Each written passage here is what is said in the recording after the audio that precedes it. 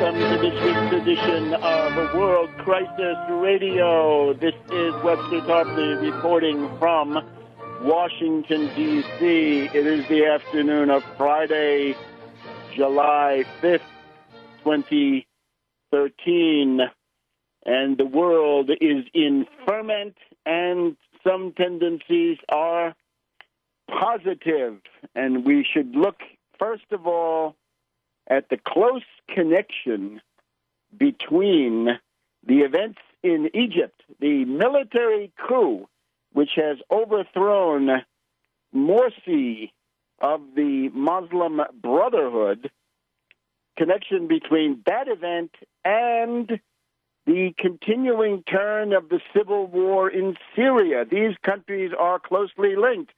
They were one country, at least formally speaking. They were the United Arab Republic under the influence of Nasserist pan-Arabism in the 60s and into the 70s. That was one country. So it's fitting that events regarding Syria seem to have been the main detonator for what has happened in Egypt. Now, the one world source we have for this is the Irish Times, an article published on July 4th in the Irish Times. Morsi role at Syria rally seen as tipping point for Egypt army. Head of state, Morsi, had attended rally with hardline Islamists calling for holy war in war-torn neighbor. So here's the idea. On the 15th of July, there was a confab of crazies, Sunni Muslim clerics of the apocalyptic type, the kind you don't need in any religion. Forget about what religion it is. The apocalyptic ones, right? The end of the world, end time boys. Well, these are the clerics that he was cavorting with. So this was a rally of hardline extremists operating under religious cover. We'll go through later how this dynamic works. And they were railing against the infidels, right, the kuffar. But these people are takfiris, the takfiris, the holier than thou, right? No matter how religious you are, it's not good enough if it's not their brand, right? We've seen this stuff, right? Sectarians, but violent sectarians. So they're all inveighing against the infidels. Who are the infidels? The infidels are the Shiites fighting, and the Alawites certainly, and others, to protect the people who want to protect President Assad of Syria and the opposition against Morsi at home. So here's the key part. Mr. Morsi himself called for foreign intervention in Syria against Assad, leading to a veiled rebuke from the army, which issued an apparently bland but sharp-edged statement the next day, stressing that the only role of the Egyptian army is to protect the borders, the territorial integrity, and the internal peace of Egypt. In other words, Morsi he announced his intention to deploy the Egyptian army against Syria. An Egyptian invasion of Syria was his plan. He wanted aggression against another Arab state using the forces of the Egyptian army, right?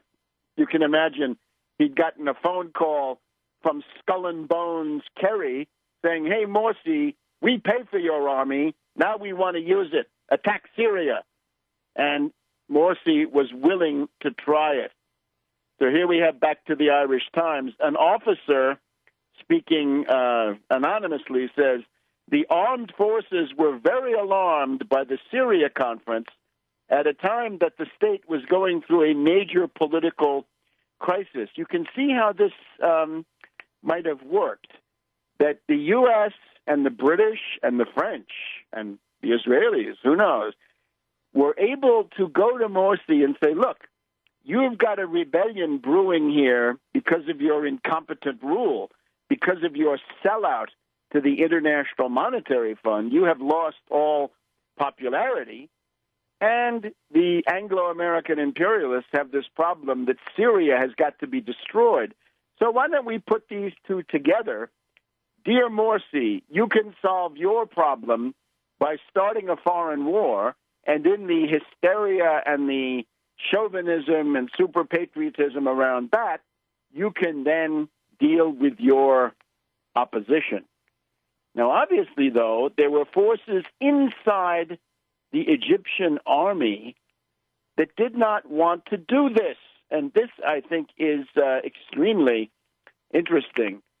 Who opposed this inside the Egyptian army? Because we then get within 2 weeks, we get the ultimatum from the Egyptian army to Morsi saying, look, make a deal with your opposition. In other words, tone down this stuff, make concessions, go for a coalition government, stop trying to grab all the power, and we'll let you stay in office. And of course, he, in his monomania and his lust for power, he said no. So the problem is, how did that decision by the armed forces mature? Was it, for example, the presence of Nasserist colonels, neo-Nasserist officers in the great tradition of Egypt's President Nasser, who said, we will not allow this? Now, even the head of the armed forces is a new guy now. Tantawi is out. Tantawi was, I think, fired by Morsi, or that's what it looks like. This Tantawi and Einan, you'll remember, were the two U.S. puppets who were getting orders on the telephone from Samantha Power and Michael McFaul in the Obama White House, and they were saying, get Mubarak out now. And they were saying, yes, sir, yes, ma'am, yes, ma'am, yes, ma'am, to Sam Power Sunstein, we might add, since that's her husband, Cass Sunstein, the husband of Samantha Power. So Tantawi and Einan were eased out at various points. So now we have the new guy, Sisi, S-I-S-I. And Sisi is the one that you saw on television reading the ultimatum some days ago, telling Morsi, you are now on notice. If you don't go for a coalition government and conciliatory, inclusive approach, then you will be out. Now, underneath that, I think, though, is this question. Would Egypt attack Syria? And the answer, no. And I think that, even under Mubarak, the answer was always no. You'll recall that when the U.S. wanted to attack Afghanistan under the cover of the 9/11 story, they said to Mubarak, we want Egyptian troops to attack Afghanistan with us. The answer was no. Then in 2003, Bush the younger goes to Mubarak and said, look, we're going to attack Iraq. We want Egyptian troops. No. We want a base in Egypt. No. We want you to have a direct military alliance with Israel. No. We want you to accept the U.S. military umbrella. No. We want you to become the centerpiece of a Sunni coalition that will then attack Syria, Hezbollah, and Iran. And again, it's no, no, no, no. This is why Mubarak was overthrown, as I stressed at the time. This was a puppet, if you want, but an entrenched puppet who had the ability to say no.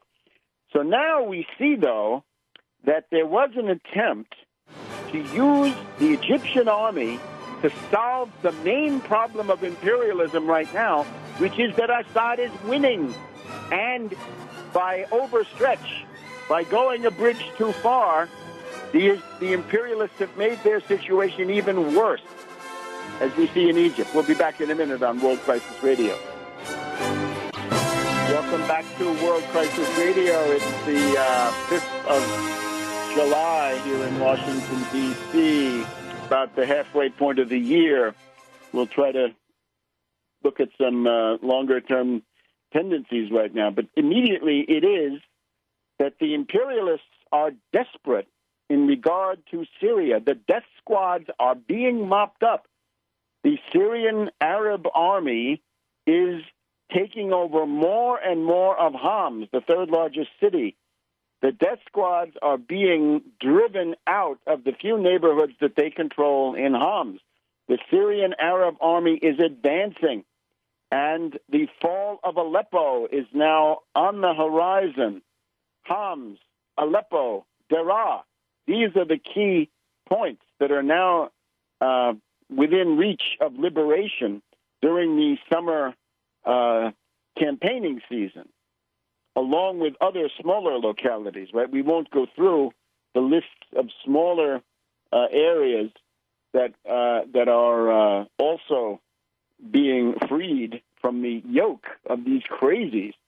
So this is what the imperialists are responding to. As we said, this entire phase that we're going through was defined on June 5th by the fall of Qusair and the immediate hysteria of the British, French, Israelis, neocons, and others, joined by Skull and Bones Kerry. Their concern is an entire secret army of terrorists is in the process of getting wiped out. How are you going to attack Jordan? How are you going to attack Turkey? How are you going to attack these other countries in the near future if they get wiped out? So they turn to Morsi. And Morsi, of course, had his roots, and we'll talk in a minute about the roots of the Muslim Brotherhood. It's a creation of British intelligence. Now, of course, it became more than that over time. When something like that is founded and then lots of people join it, it becomes more complex than simply taking orders from London. But on the other hand, the original sin tends to remain. So Morsi had been going off the deep end lately in this power grab, right? As Hamdin Sabahi, who is the viable candidate to now become the new president of Egypt, the Nasserist Hamdin Sabahi, had said, 2012 was the year of overreaching for the Ikhwan, for the Muslim Brotherhood. They had gone crazy. They tried to grab all power. You'll remember the Muslim Brotherhood said, we will not have a candidate for president. Then they had quite a few, and they finally seized the presidency. And once they did that, they tried to seize everything else. They were trying to seize the parliament, the constitutional convention, the presidency, and everything else. So this obviously led to a backlash. So Morsi had done things like this. He had appointed a known terrorist, allegedly a retired terrorist, to be the governor of the province of Luxor. Now, this is interesting. Luxor is in Upper Egypt, right? In other words, south of Cairo, up the Nile towards Sudan. And Luxor is where the pyramids are. So this is the main center for the big pyramids, anyway. There are pyramids in various places, but Giza and so forth, right? And other important ruins.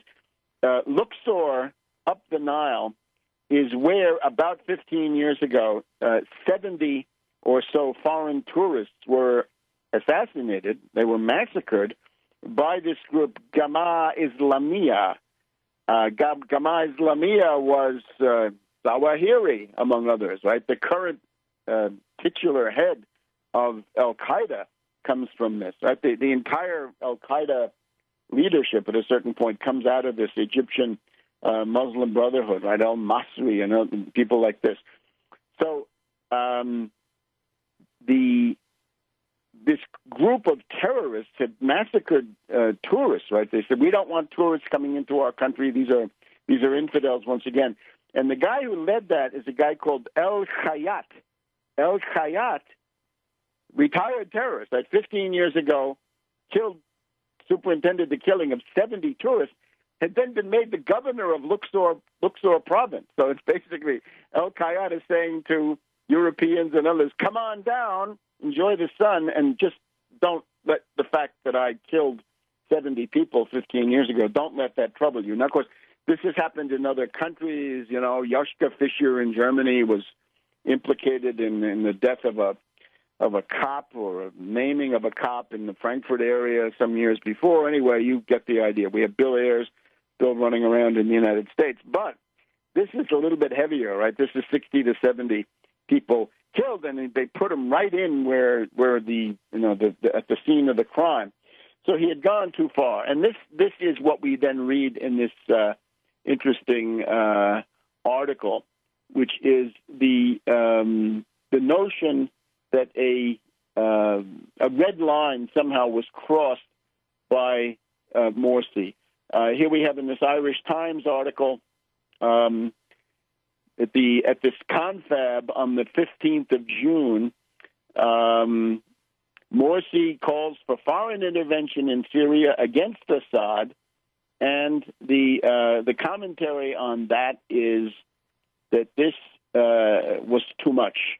For the army, the Syria rally had crossed, quote, a national security red line, unquote, by encouraging Egyptians to fight abroad, risking the creation of a new generation of jihadists, said Yasser El-Shimi, an analyst with the International Crisis Group, right?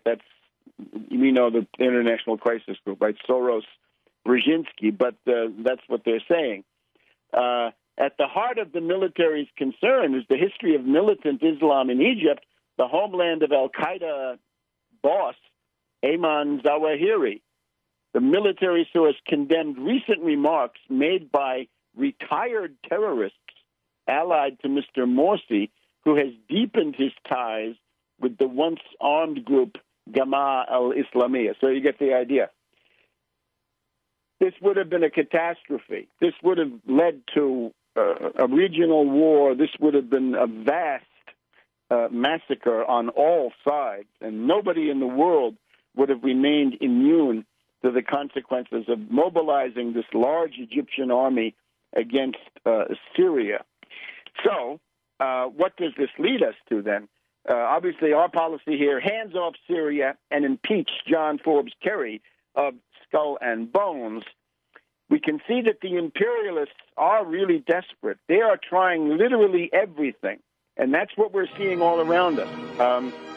The British, the French, the Israelis, the neocons are so concerned to save this secret army of terrorists that they're trying Obama, Snowden, Kerry, Egypt, the UN, and we'll go through some of the details in a minute back on World Crisis Radio.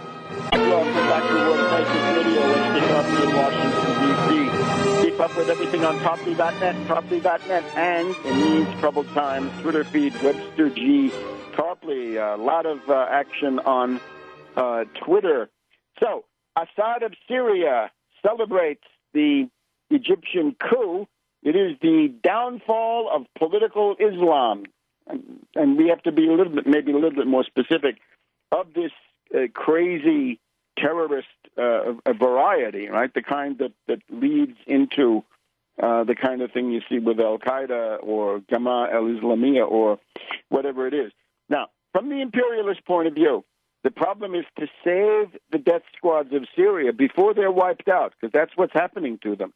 So, as of the 5th of June, 1 month ago today, the fall of Qusair, right? The Syrian flag goes up on the clock tower of Qusair.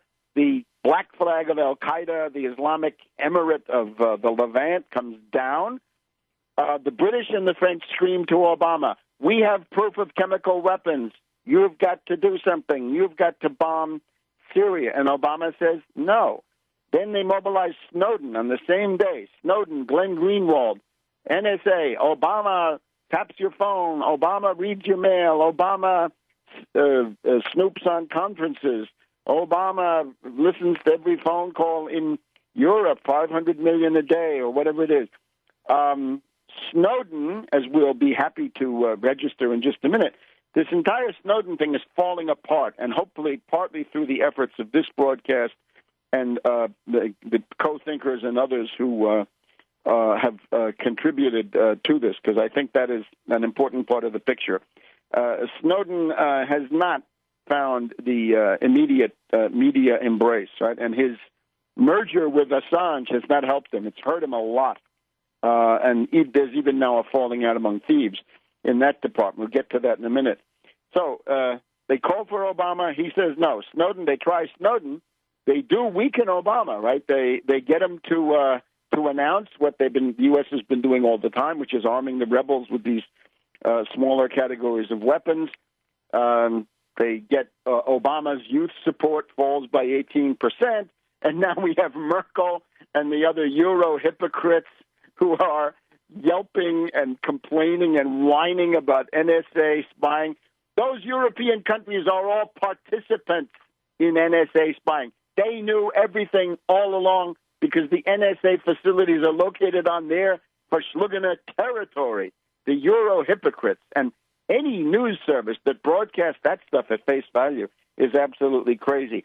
Then we have on the 12th of June, 1 week after the fall of Qusair, attempted coup d'etat in the Principals Committee by Skull and Bones Kerry. Then we have the attempt around the 15th of June when the Skull and Bones action in the Principals Committee fails. 3 days later, they trot out Morsi to say, let's have a jihad, right? And it's not clear. It's not just what the Irish Times thinks, that it's volunteers going. No, this is the Egyptian army going as an organized unit.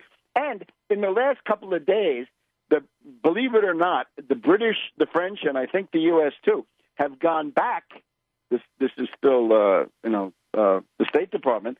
They've gone back to the United Nations Security Council, and they've said, oh, there's a humanitarian emergency in Homs. We've got to have a humanitarian corridor. In other words, we need a safe zone. We need a cordon sanitaire. We want to start invading Syria under that pretext. And this was vetoed by Russia. Thank you, Russia. So you can see the U.S. and the British are trying everything. Now, for those of us who have been around the block, everything includes Gulf of Tonkin and massive false flag. They're capable of lots of things. They've tried false flag with the chemical weapons. It's not working. The skepticism is high. But now it's time for absolute vigilance and total mobilization. Stop the attack on Syria. Don't worry about who's reading your emails. Make sure that your emails say, hands off Syria, impeach Kerry. We got a lot of people who haven't really done much with their phone calls and emails, who they're concerned about their privacy. We're concerned about something else, the fate of civilization. And that is right now, what happens with Syria is going to determine what happens to your civil liberties for a long time to come. Now, let's just look at Egypt for a minute. First, let us say, we support the ouster of Morsi. We would not do this lightly. This is not done lightly. This would not be done on the basis of internal policy alone, but it is predicated on the fact that Morsi was trying to embroil Egypt in a catastrophic Middle East war by attacking Syria. That's the line. You try to start a war, you're a coup bait. So, however, in order to understand how this has occurred, we've also got to go back a little bit. Remember that the great advantage of the Muslim Brotherhood was that they'd been out of power for 70, 80 years. Right? They'd never been in power. They were founded by British intelligence in the late 1920s to counter and undermine the tendencies for Egyptian nationalism then emerging in the Waft party. Waft was the main sort of normal bourgeois party, and it meant kick the British out. Kick the British out of Egypt. That was the content of nationalism in the Waft. So the British create a counter gang, which is this Muslim Brotherhood. Under Nasser, it's even more shameless. The British and the U.S. use the Muslim Brotherhood as a subversive wrecker operation against Nasser, and it doesn't succeed because, of course, Nasser, with his anti-imperialism and his economic development, as typified by the seizure of the Suez Canal and then used the tolls to build the Aswan High Dam and make modern Egypt possible. The Muslim Brotherhood was mobilized against that, and it didn't work very well. But that's where a lot of modern terrorism comes from, is those struggles in the 60s and into the 70s. So the advantage of the Muslim Brotherhood was that they could simply say, the existing system is corrupt and terrible, give us power and we'll do something about it. And that works fine as long as you're out of power. once you get into power, as I said at the time, I actually said, get them into power and they will discredit themselves. I'd give them enough rope, they will hang themselves, and they have to a large extent. The big thing is the Muslim Brotherhood ran their election campaign last time based on a commitment to raise the standard of living of the average worker and peasant. And they tried to connect this by saying the reason that you're so poor is that there's so much corruption in the system. This is not strictly true. It's mainly a lack of production rather than a problem of distribution, although distribution does play a role. The production side is where the issue is actually decided. But they were able to win on that basis. And then when they get into power, saying, we will raise your standard of living, they then turn around and make a dirty, filthy deal with the International Monetary Fund of Madame Lagarde. Yes, Madame Lagarde. And so this means conditionalities. This means austerity. It means last November 2012, a doubling of the price of gasoline, tremendous resentment, tremendous anger, tremendous sense of betrayal. This is the beginning of the end for Morsi, is when he doubled the price of gasoline. He also increased the sales tax. He announced an intention of raising the sales tax to the point where it could be transformed into a value-added tax. These are regressive taxes. This is exactly the opposite of what he was saying, what he was promising. And then also attempts to chip away or abolish the other Nasser subsidies on bread, cooking oil, household fuel, and other things. Now, Sadat had learned the lesson in 1977. He tried to raise the bread price, big riot. Sadat backed off, never tried it again. And this then sets the stage for the fall of Morsi. So we'll be back in just a minute with more about Egypt, Syria, and other topics. Welcome back to World Crisis Radio here on July 5th, Webster Tarpley in Washington. So the justification for the coup in Egypt is that Morsi was scheming to send the Egyptian army to attack Syria. The Irish Times is wrong to think that he's only talking about sending individual jihadi volunteers. If that had been the case, there would have been no need for the Egyptian army to issue that famous communique of mid-June saying our only job here is to defend the borders of Egypt. They obviously interpreted it as a threat to order them to attack this fellow Arab country. So this is what it was. However, from the internal political point of view, Morsi's self-destruction is based on his capitulation to the International Monetary Fund and their absolutely destructive conditionalities, their austerity program, and their destruction of national sovereignty, and so forth. So that is, I think, the basis for saying that this coup is justified. Again, we don't do that lightly. We're not, coup artists here, anything but. However, in order to avoid this catastrophic war, I think that puts it in a different light. Now, what's the way out of this? There is a grave danger of chaos. There's a grave danger of civil war. There's a grave danger of the Algerian scenario, where the Muslim Brotherhood then decide that they're going to start an internal guerrilla war. There's the kind of thing that the Muslim Brotherhood did in Egypt in the 1950s and 60s, which is a kind of a low-level terrorist resistance. The problem the Muslim Brotherhood now has is that they've had power and they've abused it and misused it. And above all, on the main issue, did you raise the living standard of the average worker or peasant? No, they didn't do that. They did the opposite. They used regressive taxation. So austerity is the thing that killed the Morsi presidency. Good lesson to learn, governments around the world. No austerity under no circumstances, and no IMF. Now, of course, most of the coverage simply ignores this. The other thing that's being ignored is, who's the opposition? They say, oh, they're a leftist. Well, I think by leftist they mean Hamdin Sabahi, who's actually a Nasserist. It's not quite the same thing. You'll recall last year, about a year ago, there was a two-part election campaign, and in the first round, You had Morsi come in with 25%, and then you had the army candidate, whose name, this is a non-entity, and then 700,000 votes behind the army candidate. You had Hamdin Sabahi, the candidate of the Nasserist tradition. And everybody was surprised because Morsi had the apparat of the Muslim Brotherhood.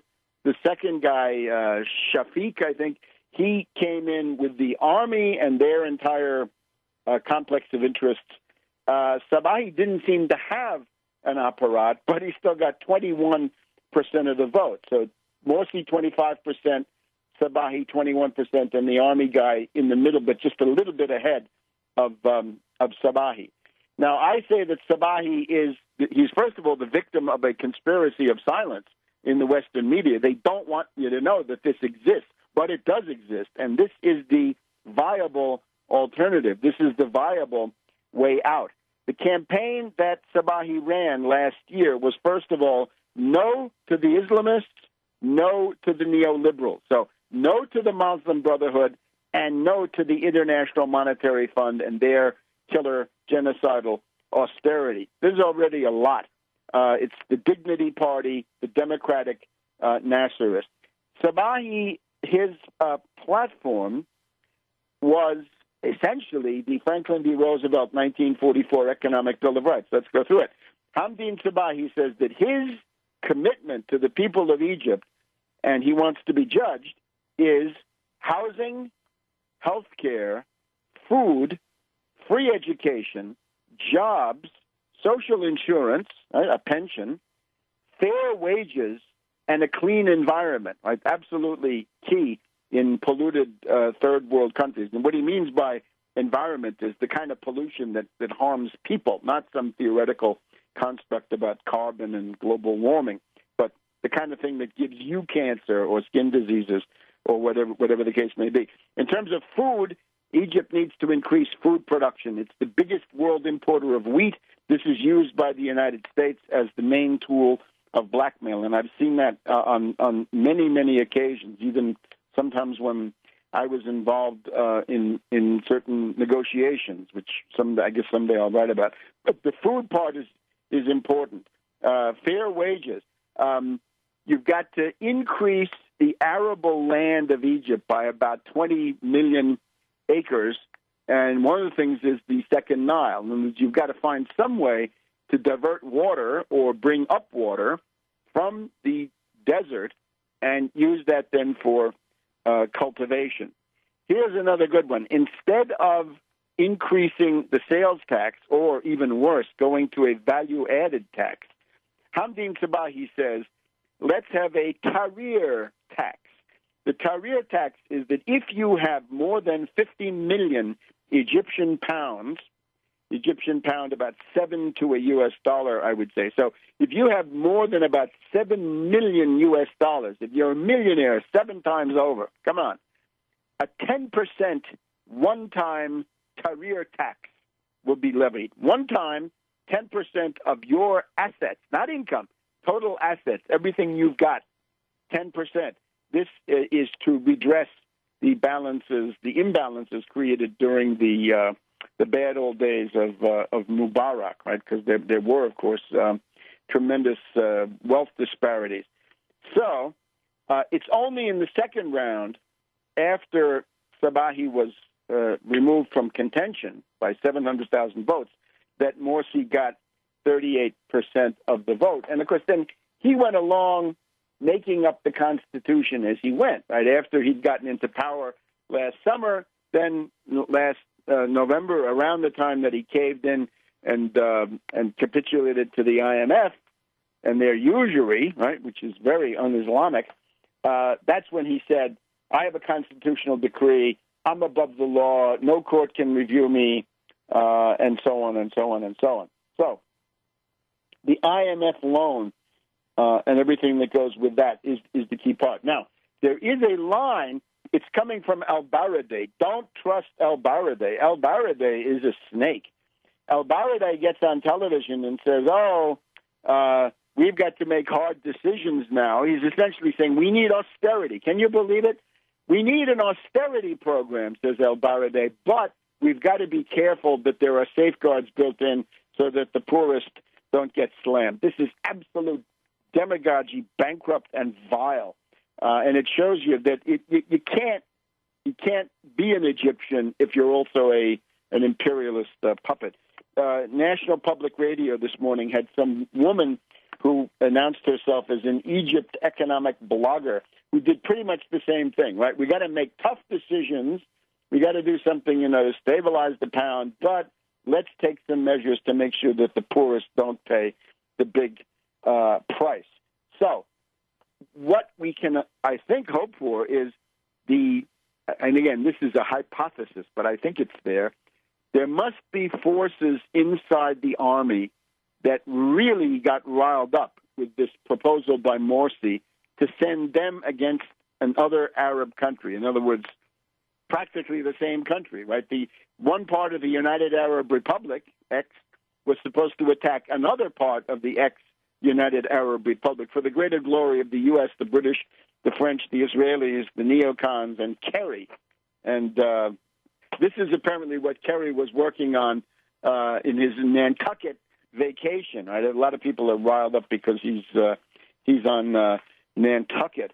So that's the internal situation. There've got to be Nasserist colonels or other Nasserist officers in that army. The combination of the Nasserist current in the army with Sabahi that I think is the winning card. And I urge everybody, get to it, get on Twitter, talk up Sabahi, Sabbahi or Sabahi, usual problem of transliteration of Arabic. We'll be back in just a minute on World Crisis Radio.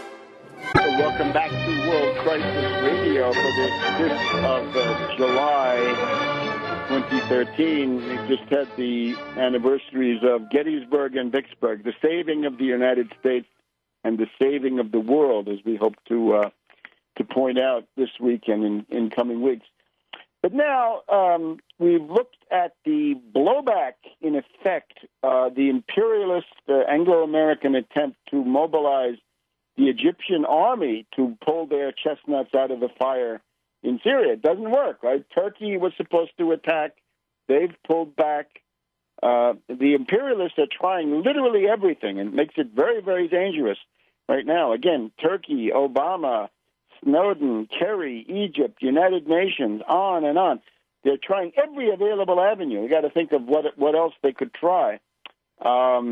There's even the possibility of a war with Ethiopia, right? You could stoke some kind of a conflict over the Nile, which has been latent because of various water projects on the Ethiopian side. Those are great projects, and they should do them. But you can see the imperialists might try to create problems there now to punish the Egyptian army, force them to attack Syria after all. So this is our current situation. Now let's look at the Snowden angle, right? Snowden, the CIA provocateur. Snowden, the protagonist of a limited hangout operation. Now it was clear that his machine had gone off this operation, right? China wanted him out. They don't want to be troubled by this guy, right? It's not worth it. Putin says this whole thing is like shearing a pig, lots of squealing, very little result. And then we've even got more. We've got President Maduro of Venezuela speaking from Moscow on RT, says maybe Snowden is being manipulated. A British academic by the name of James Boys, B-O-Y-S, from King's College London, said a day or two ago, he wondered, who pulls the strings of Snowden? So these are good questions, indicating growing skepticism. Now, we've also got conflicts inside this cartel, right? A lot of it grows out of the fact that Snowden has now revealed himself as a subsidiary of Assange and WikiLeaks. I don't think anybody really believes that Snowden is actually in a transit lounge. Well, he's not in the normal transit lounge because obviously news services have sent reporters through there, right? You send a reporter from Tokyo to someplace else with a 15-hour layover in Moscow, and then you've got them in the transit lounge, and then you look around, right? So they've done that. The Washington Post has done it. The Washington Post today concludes, this is just en passant, for 12 days, Snowden has been hidden in a mile-long transit corridor of Sheremetyevo Airport. And they show you a map here on page A4 of the Washington Post of today. Despite intensive searches by reporters, nobody has seen Snowden in the airport's transit zone, setting off speculation that he may be in Terminal A, which is restricted to officials and those who use private planes. Well, undoubtedly they can, if you want to know something, you can get a private plane and try that. But you get the idea. My personal idea is that Snowden is probably in some kind of a safe house where he's being debriefed. Fine, that's what happens in this big world. The degree of hypocrisy on this issue is very high.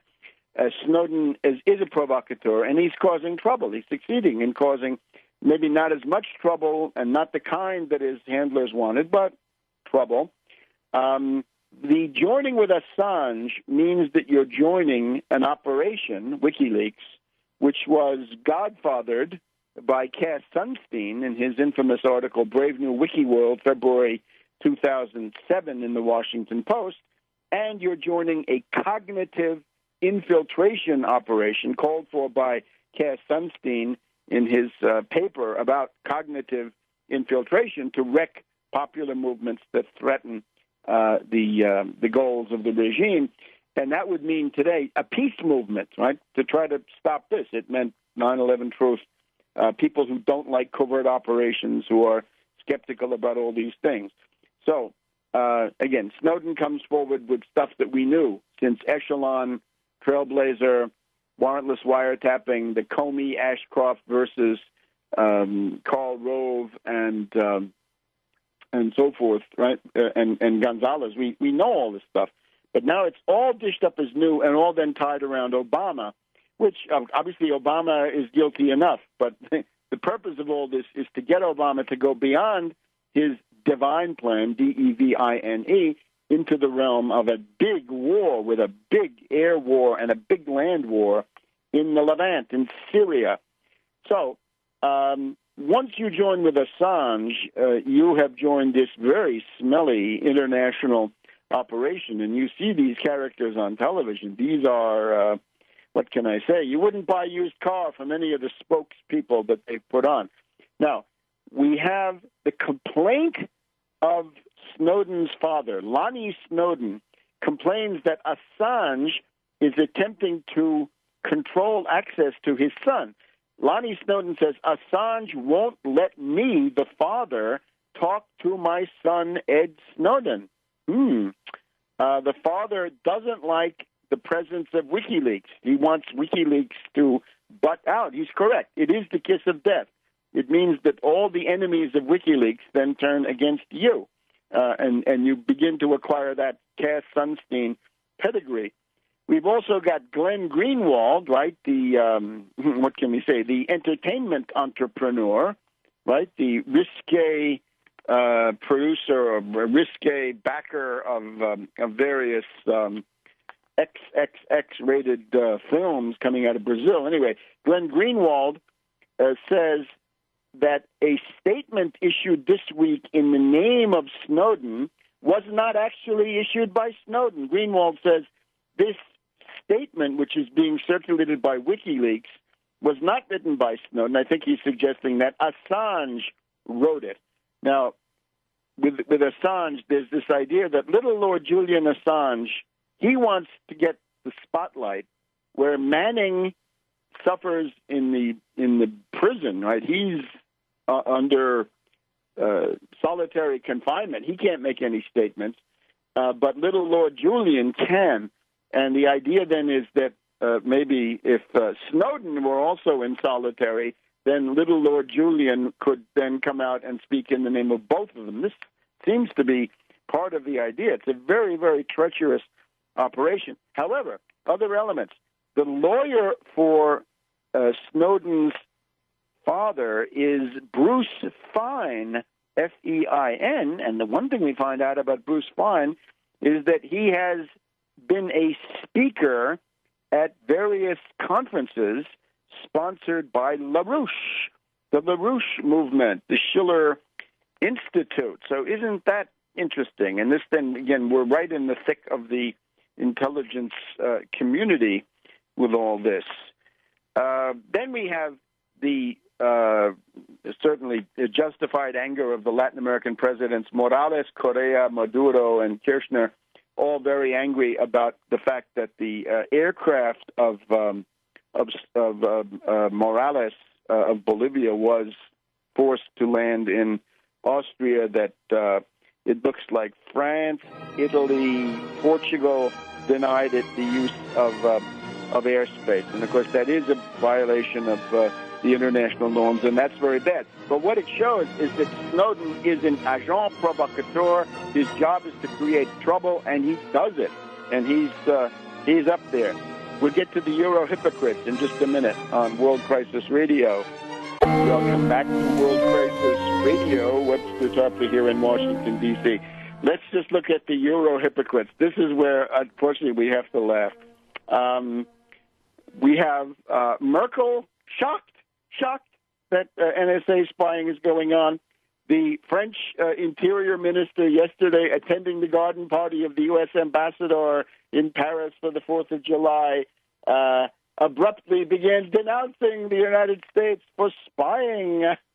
And, of course, the reality is these governments are all active, knowing, and willing and eager participants in the spying, which they share, right? They get, if not as much as the British, they get a large part of the spying. In other words, the National Security Agency has facilities on the territory of these countries. What do you think they're doing?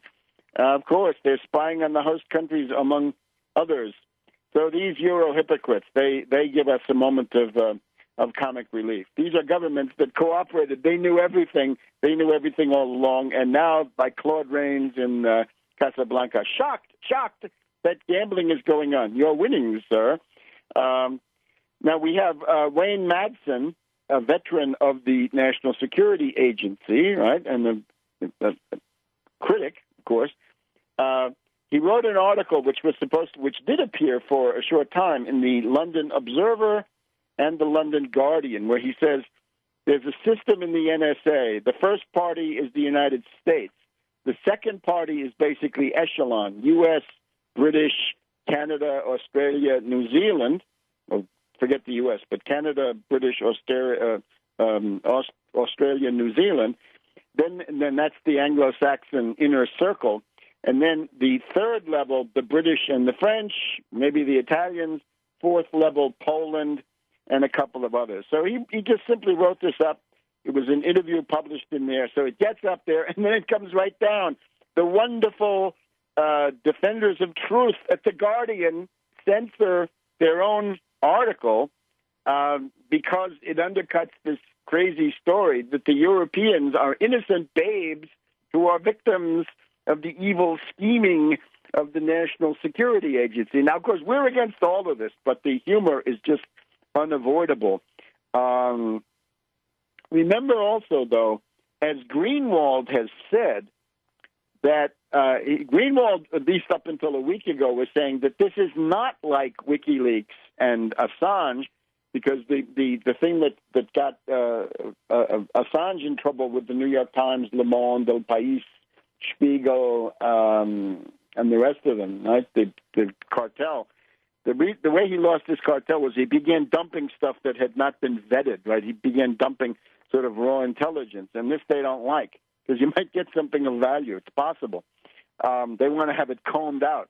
So Greenwald said, look, you have to give credit to Snowden because he gives the stuff to the London Guardian, that is to say Greenwald, and to the Washington Post, right? To the Washington Post reporter who also broke the story around a little bit later, around the same time. Snowden allows his material to be censored by the Guardian and the Washington Post. Now, come on, by the left wing of British intelligence and by the House organ of the Federal Reserve System? That's a hell of a whistleblower, right? That's radical, dude. So that's what Snowden has been doing so far. So this is absolutely this is an ape theater, right? Nobody in the world can believe this. Now, the Kerry coup. The source on this is, of course, the story is that John Forbes Kerry, Skull and Bones Secretary of State of the United States, Boston Brahmin, oligarch, horsey set, married to this Portuguese heiress and gold digger, fortune hunter with the Heinz fortune, that Kerry attempted to start the bombing of Syria on the afternoon of June 12th, probably with help from his friend Haig of the British Foreign Office, who was in Washington at the time. There's one principal source of this, which is an article by Jeffrey Goldberg in Bloomberg. Now, obviously, the intelligence community, not wanting this story to be widely spread, is launching the idea that, you can see it's the Israelis that are really behind this, right? You get the idea. That's absolute garbage. This is a real story, and the motivation of Goldberg is that he wants the bombing to occur, clearly. He's a hawk. He wants you to know that the great Kerry, he's smart enough not to put it in quite these terms, but he wants you to know that Kerry has made an attempt to do the right thing, and that Dempsey and others in the Principals Committee have stopped him from the necessary measure of bombing Syria. Don't believe people who debunk this based on the fact that it's Bloomberg and Goldberg, right? That you can see what they're trying to do. No, this is a real story. This is what happened. This is Kerry. He was always more aggressive. As soon as he came in as Secretary of State, the word began to come out. He's more aggressive. He wants to do more. He thinks Obama is too meek on the issue, right? Obama hasn't done what is needed. Now, there's one article in particular that tries to deny this. I simply want to say the author of that article is someone who, according to, I believe, his own statements, but certainly the published accounts on the Internet, is a Pentagon contractor in his own right. That's number one. He is supposedly, according to published reports on the Internet, a close personal friend of George Tenet, the former head of the CIA. And you can also find him saying that there are space aliens, there are nations of space aliens, he claims, and that the United States has treaties with some of these space aliens going back to 1977, Kissinger time. And that there's a whole underground civilization in North America that we're not aware of. It's all underground. So Pentagon, Tenet, the Martians, the flying saucers, and the underground world, right? I guess that's the world of the trolls, right? The troll lived under a bridge, right? The troll lived underground. So the trolls. So this guy is from the land of the trolls. So I think the Kerry coup is absolutely fundamental, and he needs to be impeached. There needs to be an investigation of an attempt by a cabinet officer to repeat what Al Gore did in March of 1999, starting the bombing of Serbia, what Kissinger did in October 1973, taking a giant step towards worldwide thermonuclear war. That's the kind of stuff that we're into right here. So we'll be back in just a minute on World Crisis Radio. Now, let's devote a segment or part of one at least to this question of the Muslim Brotherhood and how this really amounts to cultural populism. It allows us to sum up some of our main principles from a slightly new frame of reference. Remember, cultural populism is a fraud. It's a sham. The idea that you're going to use whatever it is, Indiana values or Texas values, and make a political campaign on this. No, no, no, no, no. The kind of populism we need is economic populism that delivers the goods with specific commitments to wages, jobs, full employment, standard of living, health benefits, economic Bill of Rights. This is what we need. You can call that economic populism. You can certainly make a case that Plato himself was a populist in that sense. But the cultural populism is demagogy, and it leads towards fascism, right? Many elements of fascism. The racist element of fascism in particular is a form of cultural populism, we may say. So in that sense, the cultural populism has to be very much distrusted. But these are two different things. Now, you look at the Muslim Brotherhood. Who are they? They're rich people, rich businessmen, doctors, lawyers, professors, editors. This is the wealthy elite of these societies. If it's not the 1%, it's maybe the 3% or the 5%. But that's who it is. The Muslim Brotherhood supposedly about 100,000 cadres in Egypt, and these are people with money. So now they're interested in oligarchy. They want a society that does what they want, principally economically when you look at it. But you can't campaign for that simply by saying we're the rich elite of this society, so give us power because we deserve to have it. You've got to add something more. And this goes for the Republican Party of the United States or the Muslim Brotherhood of Egypt. The Muslim Brotherhood then comes forward and says, we are here for social service, for social solidarity. We fund clinics, we fund hospitals, we fund soup kitchens, and we do social work. And this is fine as far as it goes. Of course, there is a big difference between what you receive as charity and what is yours as a matter of right, and what is actually built into the structure of society so that it raises the entire tenor of everybody's life rather than just emergency interventions for people who are in distress. You get the idea. So the Republican Party of the United States, it's essentially a group of warmongers, right, the neocons, Wall Street money people. With that, you can't organize a party to say, we're the money people and we're the warmongers, vote for us.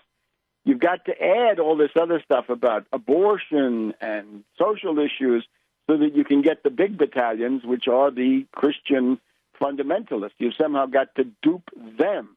You've got to dupe them about the role of Israel, the role of Wall Street, whatever it is, and the libertarians, right? Don't forget, right? If you're voting for Ron Paul or Rand Paul, that's a Republican, and they will vote for the Republican, right? When push comes to shove, when their vote is needed, put it that way, right? Ron Paul voted for the post 9/11 authorization to use military force, which is the origin of everything, even before you get to the Patriot Act. All right. So in the Muslim society, cultural populism appeals to people who are sincerely bewildered by the world. They don't like globalization. They don't like foreign influences. They don't like the fact that so much of Western civilization is pornographic. So you get them on retreating to traditional values, right? Traditional values would mean something like Sharia law. The goal of the Muslim Brotherhood is not the Sharia law. Their goal is, again, primarily economic and to have power. You can see that they're absolutely obsessed with power. But in order to do that, you've got to have this other dimension. Now, let's just do a comparison. Let's go back to France in the 1500s, right? The period of the French wars of religion, right? So it's the idea that Calvinism is coming into France from Geneva, from Calvin, and it is embraced above all by the nobility, by people in all walks of life, but above all by the nobility. Now, how does that work? Well, the program of the French nobility is power. It is, as long as there's a king, to rebel under the great King Louis XI in the 1480s. Around then, you have the League of the Public Good, which is the entire feudal aristocracy of France with the Burgundians, right, with Charles the Foolhardy, Charles the Téméraire. They rebel against Louis XI. So in this case, the nobility says, we're rebelling, right? The eternal proposition is the French nobility is revolting. It's always true. They're always revolting.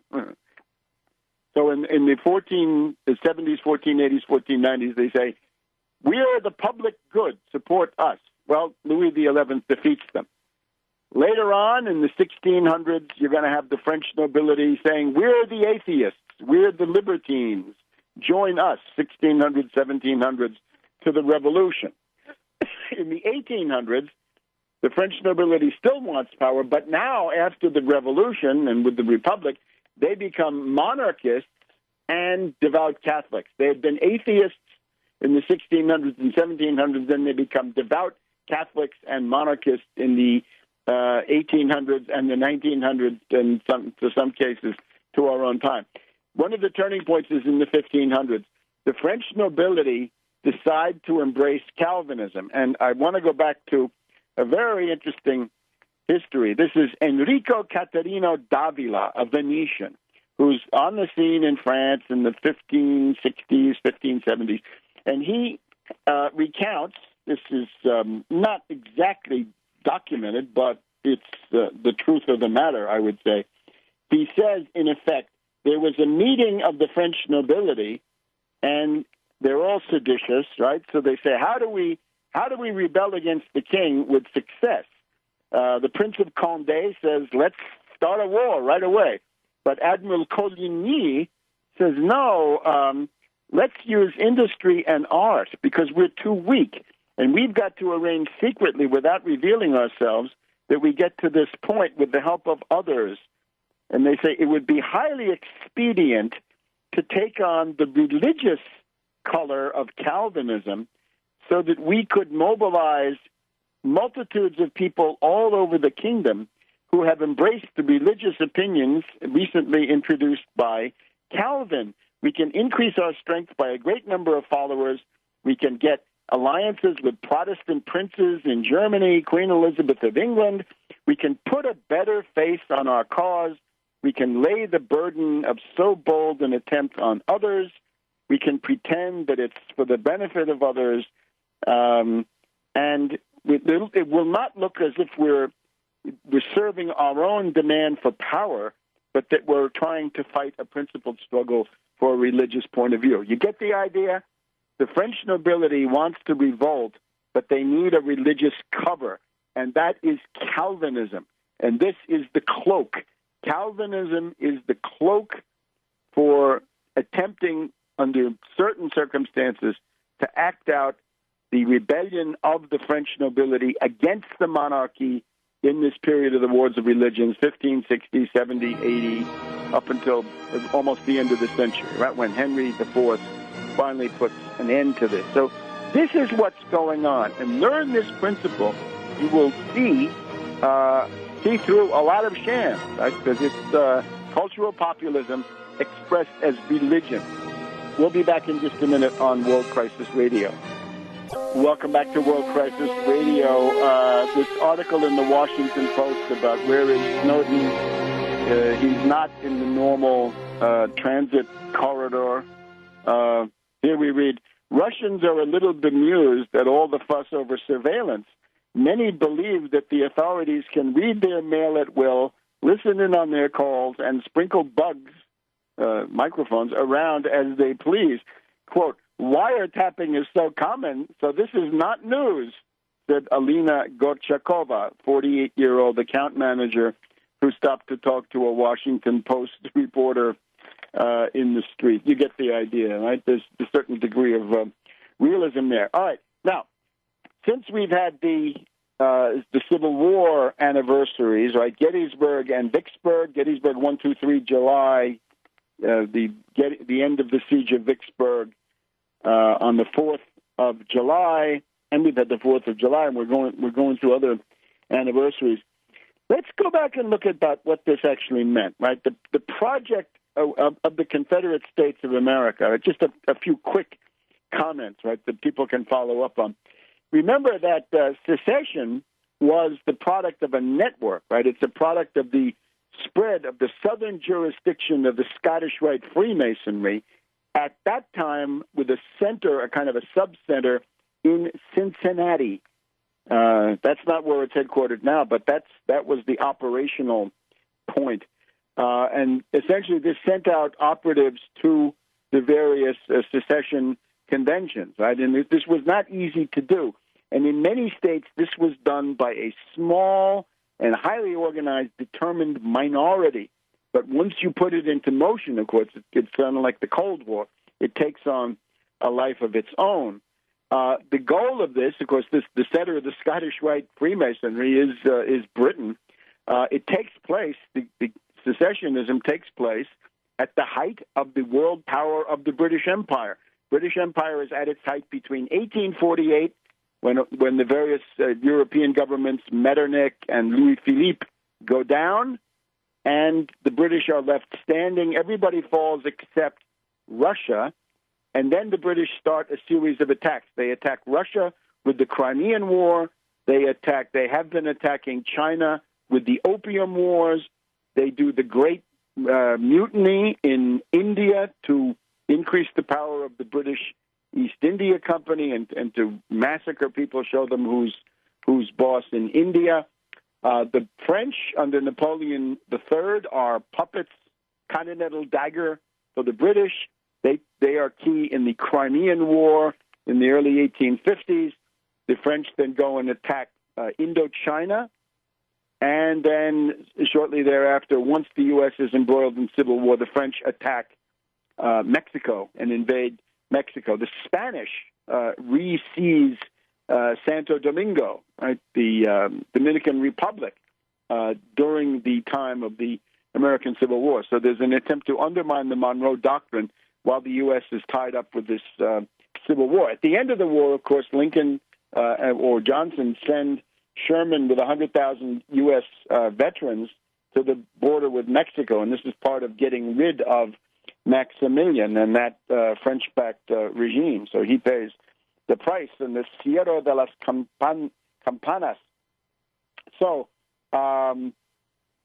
that's the context. Now, the period of British total domination is marked, the end of it comes with the victory of Lincoln in the Civil War and the unification of Germany under Bismarck, because the power constellation is the ones that would tend to go together would be the United States, Russia, and Prussia, perhaps Italy. This is not so clear. And on the other side, the British, the French, Spain, Portugal, and possibly Austria-Hungary. And the key moment in this international dimension, as we've been stressing, the arrival of the Russian fleets in New York and in San Francisco in September, October 1863. So we're going to have the 150th anniversary, and we should prepare to do something to commemorate this, because along with Gettysburg, Vicksburg means that Lee can't capture Washington. Vicksburg means that the Confederacy is denied the Mississippi, and Arkansas and Texas and much of Louisiana are then cut off. But the international dimension is you could still have an attack by the British and the French, but this is stopped by the Russian fleets. Now, it's not so much the Russian fleets, which are not that powerful, although they have certain capabilities, but it's the idea that there are these huge land armies, right, the biggest in the world, that are backing up those fleets, and that those, might come knocking in Paris. Remember, in the Napoleonic Wars, the Russians had made it all the way to Paris, which they occupied. The word bistro is bistra, meaning fast.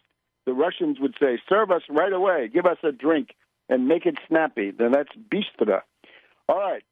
So the Confederate project is not just the southern states. Remember, slavery is a form of primitive accumulation. It creates zero absolute profit. The real absolute profit under slavery is negative because it does not develop labor, it does not develop land. It's a process of primitive accumulation against labor and land, and therefore it destroys the slaves and it destroys the land.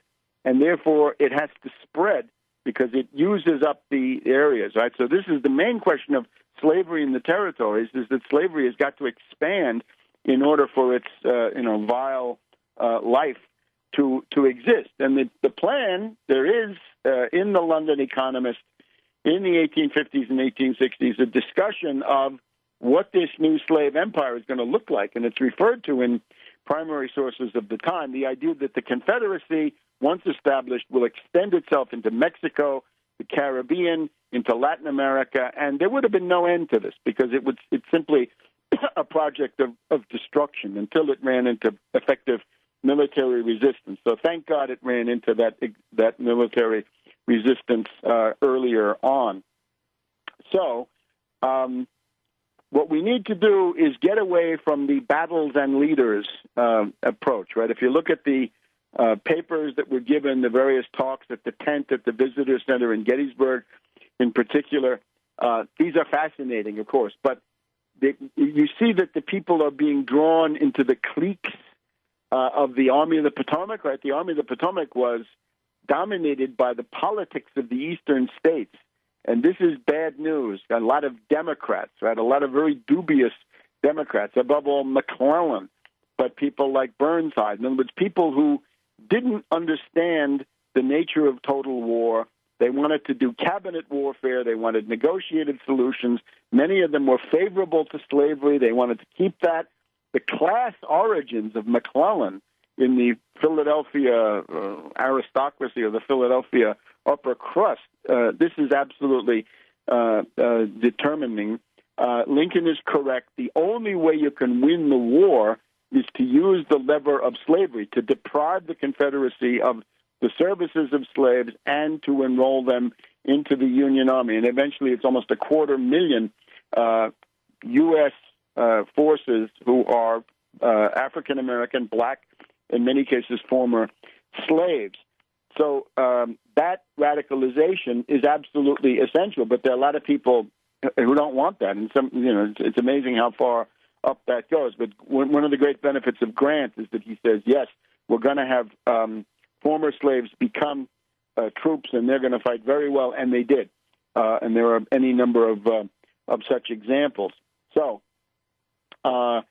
rather than simply focus on, did Sickles and Meade get along, or, was Howard, the Republican, the odd man out, and so forth, it's important to get this worldwide significance, right? What was really at stake?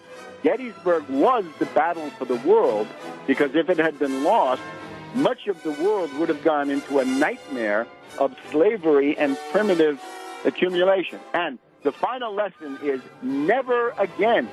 Don't let anybody bring this back. So Rick Perry is a madman. Anybody calling for an armed march or guns in Washington, D.C. is a madman. They deserve to be isolated and denounced. And no two ways about it. So never again. The main goal of politics is to avoid civil war at virtually any cost. And we'll be back next week on World Crisis Radio. Get Mubarak out now. And they were saying, yes, sir, yes, ma'am, yes, ma'am, yes, ma'am, to Sam Power Sunstein, we might add, since that's her husband, Cass Sunstein, the husband of Samantha Power. So Tantawi and Ainan were eased out at various points. So now we have the new guy, Sisi, S-I-S-I. And Sisi is the one that you saw on television reading the ultimatum some days ago, telling Morsi, you are now on notice. If you don't go for a coalition government and conciliatory, inclusive approach, then you will be out. Now, underneath that, I think, though, is this question. Would Egypt attack Syria? And the answer, no. And I think that even under Mubarak, the answer was always no. You'll recall that when the U.S. wanted to attack Afghanistan under the cover of the 9/11 story, they said to Mubarak, we want Egyptian troops to attack Afghanistan with us. The answer was no. Then in 2003, Bush the younger goes to Mubarak and said, look, we're going to attack Iraq. We want Egyptian troops. No. We want a base in Egypt. No. We want you to have a direct military alliance with Israel. No. We want you to accept the U.S. military umbrella. No. We want you to become the centerpiece of a Sunni coalition that will then attack Syria, Hezbollah, and Iran. And again, it's no, no, no, no. This is why Mubarak was overthrown. The only role of the Egyptian army is to protect the borders, the territorial integrity, and the internal peace of Egypt.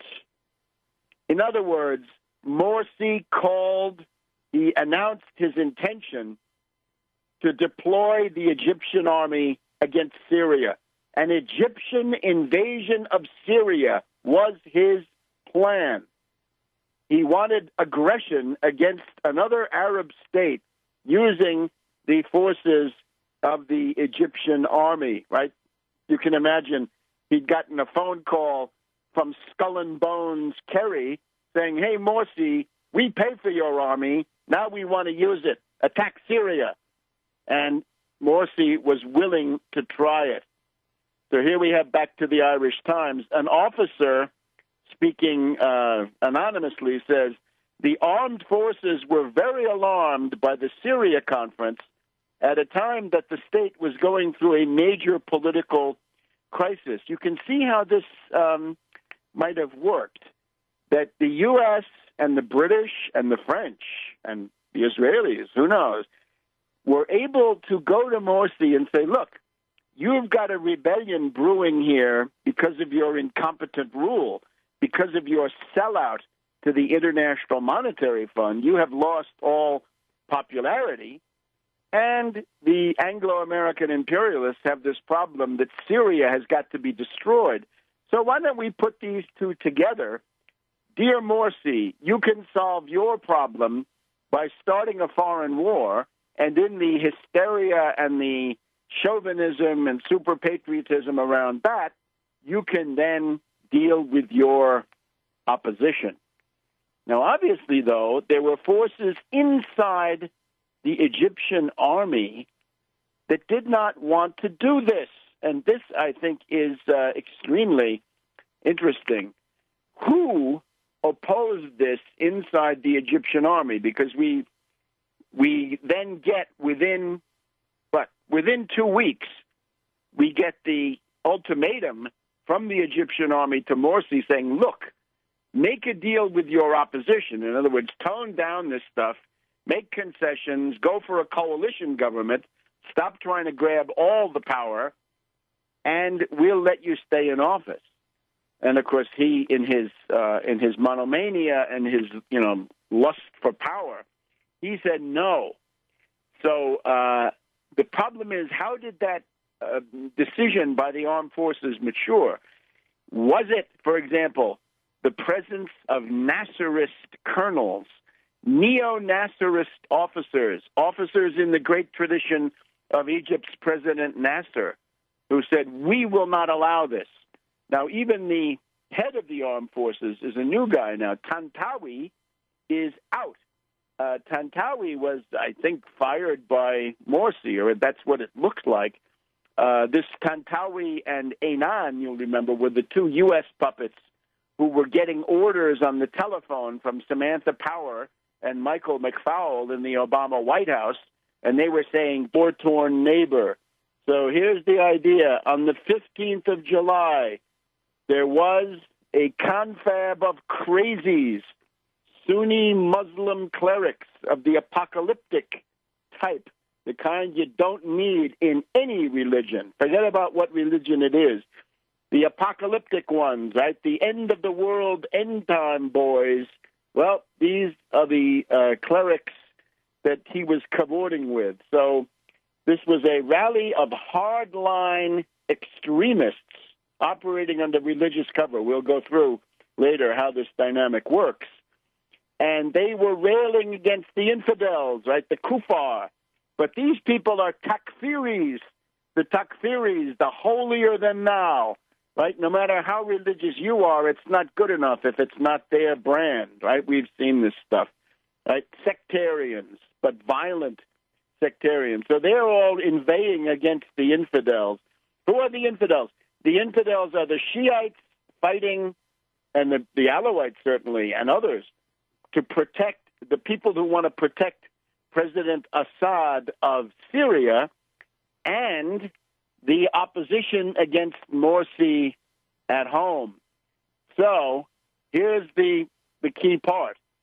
Mr. Morsi himself called for foreign intervention in Syria against Assad, leading to a veiled rebuke from the army, which issued an apparently bland but sharp-edged statement the next day, stressing that the... Welcome to this week's edition of World Crisis Radio. This is Webster Tarpley reporting from Washington, D.C. It is the afternoon of Friday, July 5th, 2013, and the world is in ferment, and some tendencies are positive. And we should look, first of all, at the close connection between the events in Egypt, the military coup, which has overthrown Morsi of the Muslim Brotherhood, connection between that event and the continuing turn of the civil war in Syria. These countries are closely linked. They were one country, at least formally speaking. They were the United Arab Republic under the influence of Nasserist pan-Arabism in the 60s and into the 70s. That was one country. So it's fitting that events regarding Syria seem to have been the main detonator for what has happened in Egypt. Now, the one world source we have for this is the Irish Times, an article published on July 4th in the Irish Times. Morsi role at Syria rally seen as tipping point for Egypt army. Head of state, Morsi, had attended rally with hardline Islamists calling for holy war in war.